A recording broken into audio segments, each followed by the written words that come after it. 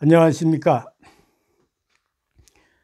오늘은 홍익인간 사상은 인류 최고의 이상이다, 이런 제목으로 말씀드릴까 합니다.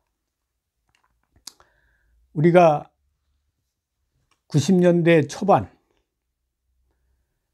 그러니까 한 30년 전에 중국에 처음 갔을 때 서점에 가보면 그 경전 코너에 그들의 전통 경전인 논어맹자, 무슨 제자백가, 이런 고대 경전들은 전혀 한 권도 없고, 경전 자리에는 막스의 저작들이 쭉 꽂혀 있었습니다.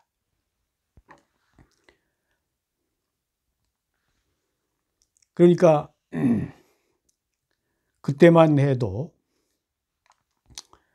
그 막스 사상을 철저하게 신봉하던 시절이죠. 근데 지금은 중국이 너무 많이 바뀌었잖아요. 등소평이 남순 강화를 통해서 검은 고양이가 됐든 흰 고양이가 됐든 쥐만 잘 잡으면 된다. 그러니까 모택동이 공산주의를 받아들여 가지고 중국에서 시행을 했는데, 공산주의는 평등을 지향하는 거 아닙니까? 그럼 모두가 평등하게 잘 살아야 되는데, 평등한 부를 이룩해야 되는데, 평등은 이룩했지만 모두가 빈곤하게 됐다 이거야. 평등한 부를 얻은 것이 아니라 평등한 빈곤을 얻었다.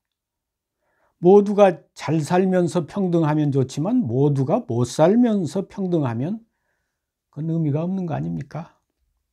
그래서 등소평 시대에 와가지고 방향 전환을 한 겁니다. 시장 경제를 받아들인 거지요.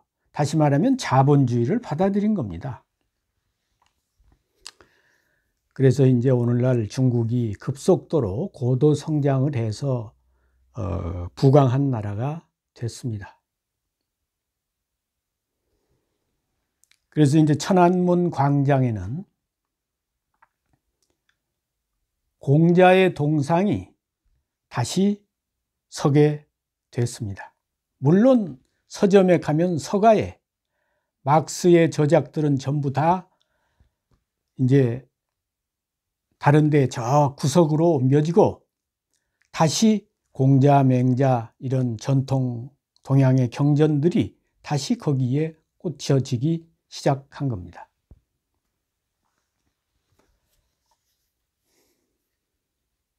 그러니까 소련과 같은 공산주의 국가들은 붕괴가 되고, 중국과 같은 나라들은 이제 공산주의에다가 자본주의를 접맥해서 그것을 중국 특색의 사회주의라고 이렇게 이름은 붙입니다만, 어쨌든 공산주의가 자본주의 이론을 받아들인 거죠. 그래서 막스가 이제 밀려나고 자본주의와 이런 전통 공자 같은 분이 다시 등장을 하게 됐죠. 그래서 이렇게 주장하는 사람도 있습니다. 막스와 공자의 싸움에서 공자가 이겼다. 천안문 광장에 공자의 동상이 등장하는 것을 보고 그렇게 이야기하는 사람도 있습니다. 그러면 자본주의라고 하는 이 체제는 인류의 이상이냐? 영국의 수상 처칠이 이런 말을 했습니다. 내가 볼 때 자본주의와 공산주의가 있는데 공산주의보다는 자본주의가 더 좋은 체제라고 생각한다. 그러나 자본주의가 인류의 최고의 이상이라고 생각하지는 않는다. 언제라도 더 이상적인 체제가 있으면 나는 기꺼이 그 체제를 따를 것이다. 이런 얘기를 했습니다. 왜 그랬을까요? 자본주의는 상업주의입니다. 생존 경쟁이 자본주의의 원리입니다. 그러니까 태어나자마자 한국의 경우를 보십시오. 유치원 때부터 경쟁으로 시작해서 경쟁으로 마감합니다.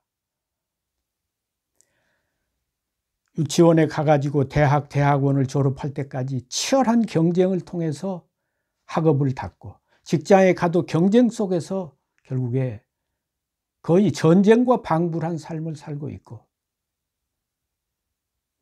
남과 경쟁하면서 산다는 게 이게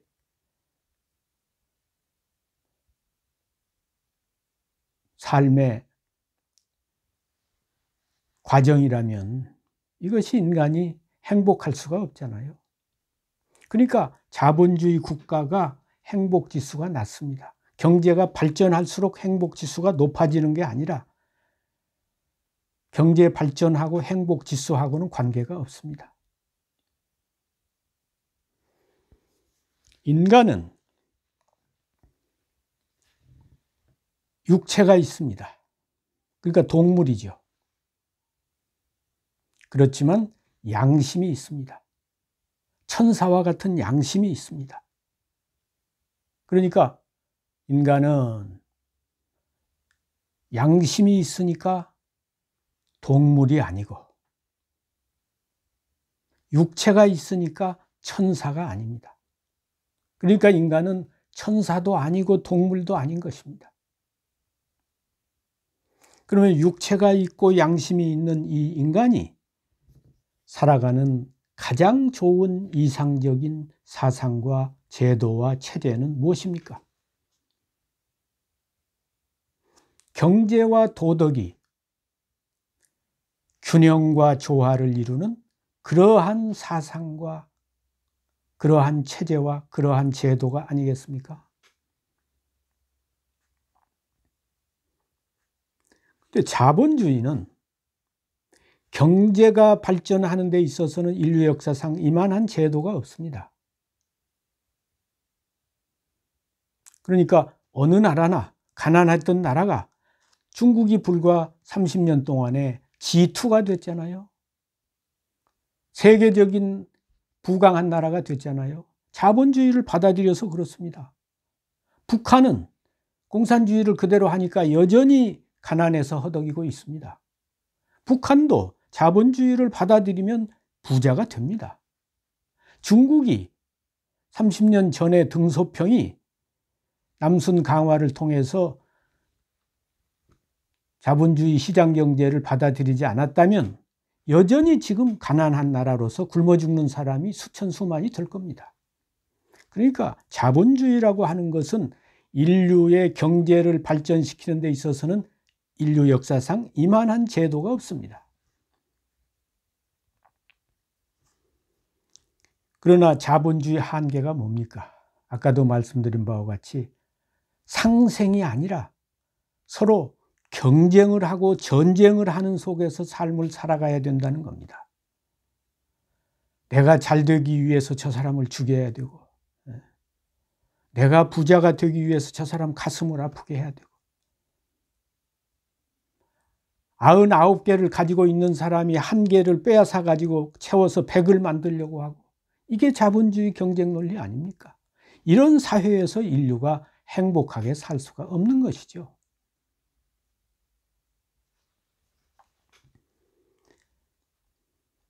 그러면 동양 전통 사회에서 정치 이념이나 사상이나 철학이라고 하는 것은 뭡니까?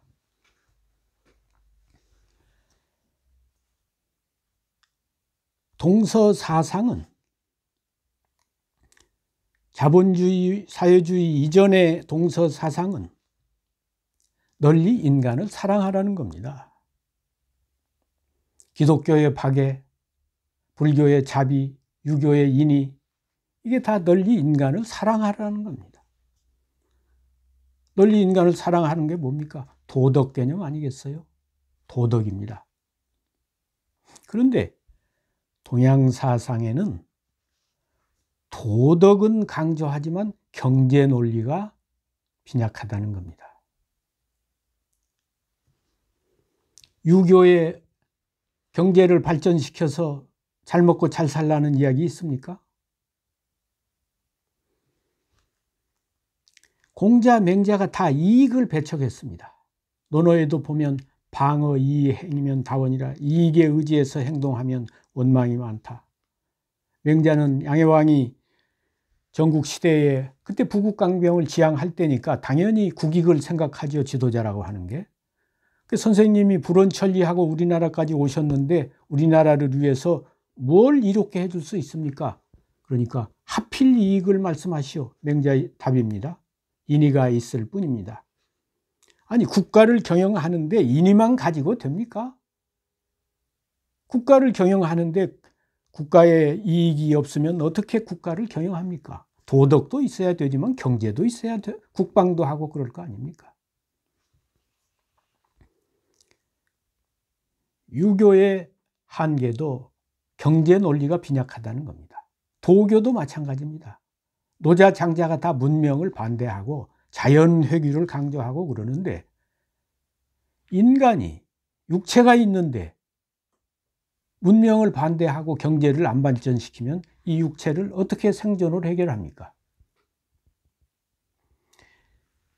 자본주의처럼 환경을 오염시키고 자연을 망가뜨리면서 경제를 발전시키면 문제가 있지만, 자연과 조화를 이루면서 경제를 발전시켜야 되는 거지요. 자연을 파괴하지 않는 상태에서 문명을 발달해야 하는 거지요. 노자에 보면 노자가 채소밭을 가꾸는데 그걸 이제 우물에 가서 물을 퍼다가 주는데, 그릇을 가지고 퍼다가 주니까 얼마나 힘듭니까? 그러니까 이제 옆에서 그 우물에다가 도로래를 달아서 기계를 만들어 가지고 그렇게 하면 아주 쉽게 할 수 있다 그러니까, 기계를 이용하면 마음의 순백을 손상시키니까 나는 마음의 순백을 지키기 위해서 그 기계가 이롭다는 것을 알지만 하지 않는다 그랬거든요. 그러니까 극단적인 자연주의는 안 되는 겁니다. 자연을 파괴하는 것도 문제지만 자연을 이용할 줄 알아야 되는 거죠. 활용할 줄 알아야 되는 거죠. 상생하면서, 자연과 함께 상생하면서 자연을 파괴하지 않으면서 자연과 공생하면 되는 것입니다. 불교는 더구나, 불교는 다른 어떤 정치 체제나 사상이 없으면 독자적으로는 존립이 불가능한 사상입니다. 부처님 자신이 불교를 창시한 분인데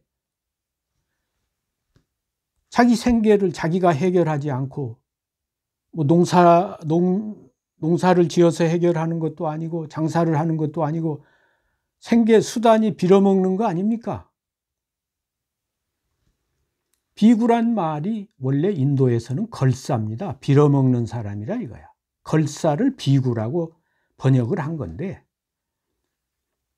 거기다가 공자의 이름 공구라는 그 구자를 써가지고 그 뜻을 하면 공구에 비유한다 그랬는데, 빌어먹는 거지를 갖다가 공구에 비유한다 그러니까 유학자들이 불교를 싫어했던 거지요.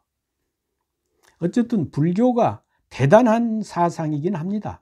과거, 현재, 미래를 통틀어서 이 인류와 우주의 그 원리를 통찰하는, 그리고 이 취생몽사하는 것이 아니라 깨달음을 추구하고 해탈을 추구하면서 정말 숭고한 이상입니다.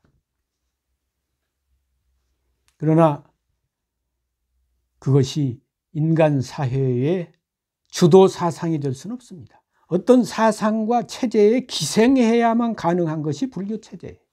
왜냐? 경제 논리가 전혀 없기 때문에 그렇습니다. 그러니까 동양 사상은 도덕 논리는 있지만 경제 논리가 없다는 것이 한계입니다. 오늘의 자본주의는 경제는 발전하지만 도덕이 결여되어 있다는 것이 자본주의의 한계입니다.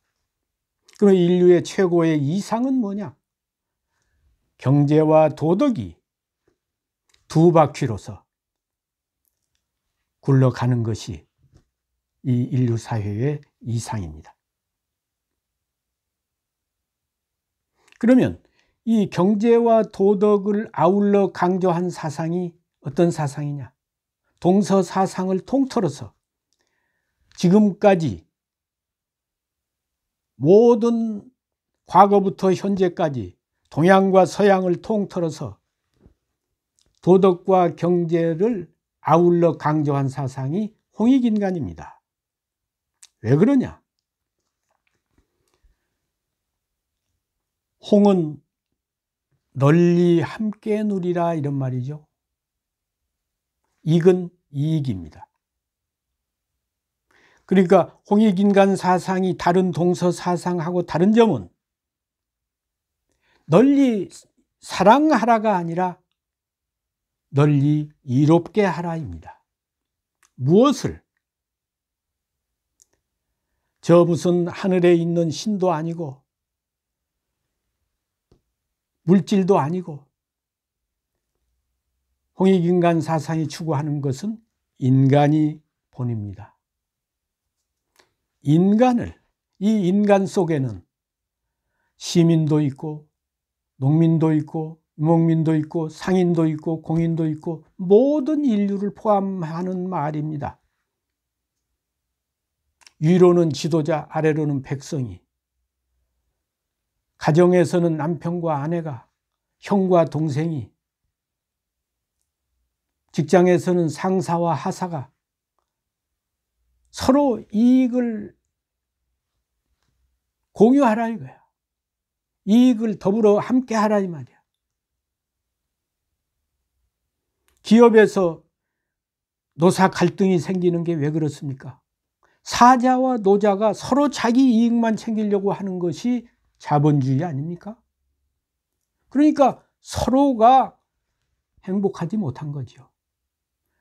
사장은 사원들을 위해서, 사원은 회사를 위해서 서로가 이익되게 하려고 하는 그런 자세로 하면 이게 홍익주의입니다.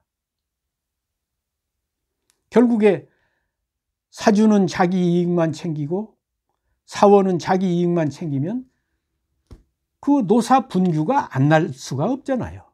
그러니까 자본주의 사회에서 노사 분규가 있는 것은 당연한 겁니다. 근데 그 생각을 바꿔가지고 사원은 회사를 위해서, 회사는 사원을 위해서 서로가 이롭게 하려고 이 정신을 가지고 하는 것이 홍익주의라 이거야.